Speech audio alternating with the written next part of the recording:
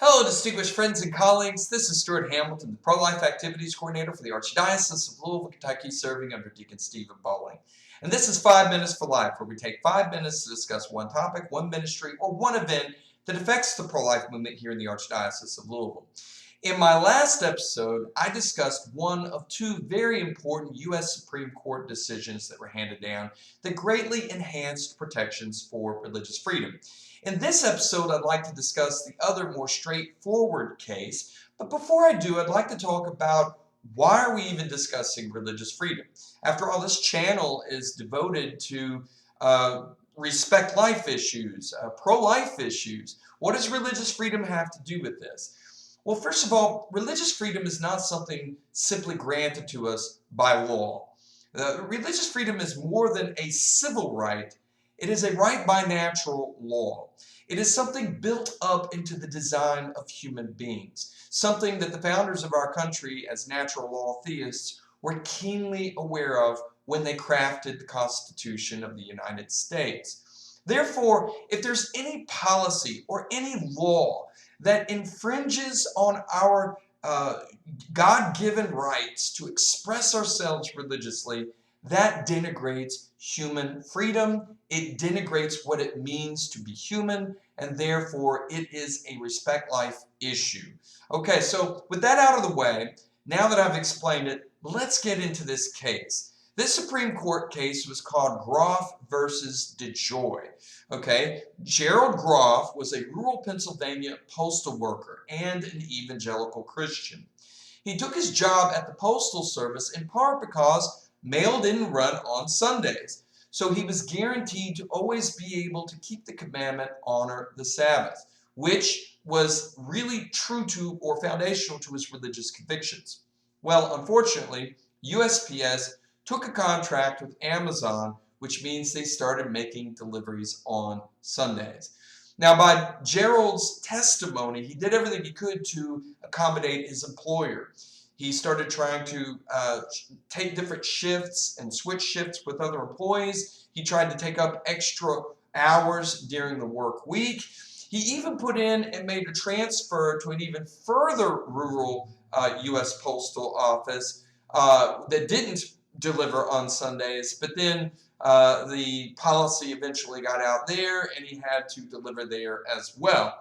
Eventually, his employer started to put sanctions on him as an employee, and so he put in for a religious accommodation, which USPS promptly denied, saying there are no federal protections for employees on the basis of religious convictions. Well, Groff quit, and then he turned around and sued USPS. Now, his case was denied several times by lower courts, and it eventually made its way to the Supreme Court, and much to everyone's surprise, the justices took up the case. And this provided the justices the opportunity to clarify federal laws when it comes to the employer's obligation to honor employees' religious convictions. Now, the important clarification of this case that the U.S. Supreme Court made was that religious freedom is not an equal competing interest with the interest of an employer. Obviously, a USPS has an interest in maintaining a financial bottom line, but religious freedom is not an equal competing interest with that.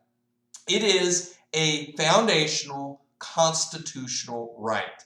So the employer has to do more than simply deny that right. They have to prove that accommodating the religious freedom actually constitutes in some way an undue burden.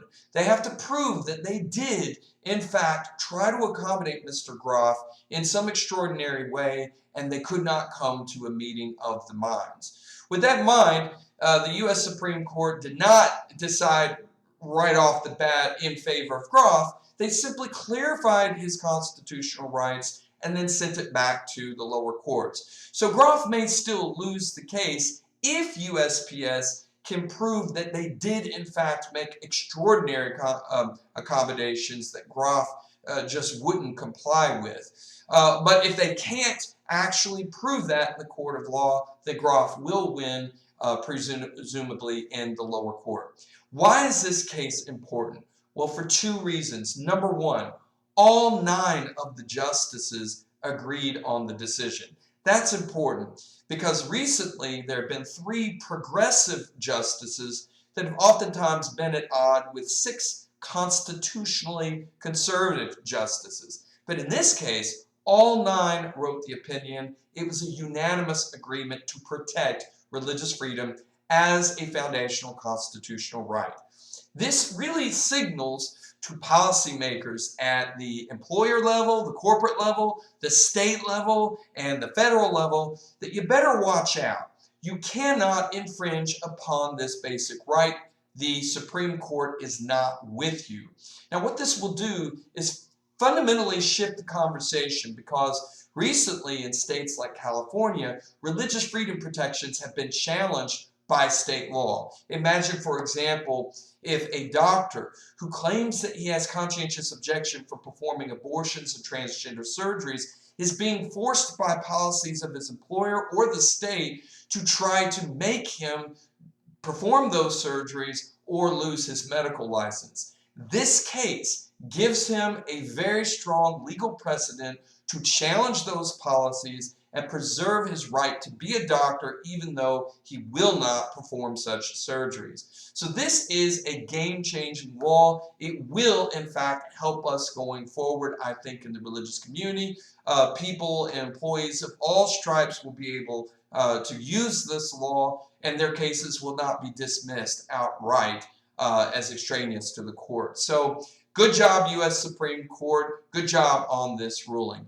That's all my time for today. If you like what I'm doing, please share my videos, smash that like button, maybe hit the notification bell to let you know when new videos arrive. And remember, every human life and every human right is worth fighting for because every human life has dignity in the eyes of God. God bless you, and we'll see you here next time.